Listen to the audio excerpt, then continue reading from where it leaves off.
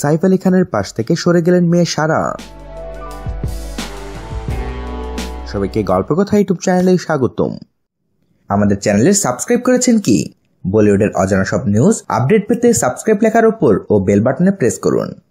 সিম্বার পর লাভ আজকাল 2তেও বাবা সাইফ আলী খানের সঙ্গে অভিনয় করার কথা ছিল সারা আলী খানের।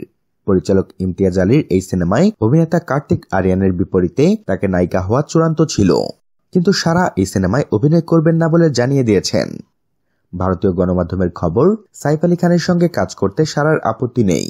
তার নাকি লাভ আজকাল 2 এর গল্প পছন্দ হয়নি, সেই কারণেই তিনি এই সিনেমায় অভিনয় করবেন না বলে স্পষ্ট জানিয়ে দিয়েছেন।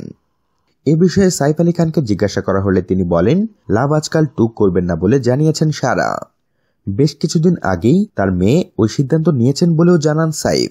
বাবার পাশাপাশি বিষয়টি নিয়ে মুখ খুলেছেন মেয়ে সারাও। তিনি বলেন, বাবার সঙ্গে কাজ করার ইচ্ছা রয়েছে তার, কিন্তু এই সিনেমার গল্প তার পছন্দ হয়নি বলেই প্রজেক্ট থেকে সরে এসেছেন।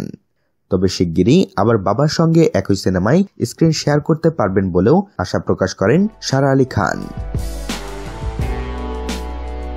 তো বন্ধুরা, এ বিষয়ে আপনাদের মতামত জানতে চাইছি আমাদের কমেন্ট বক্সে।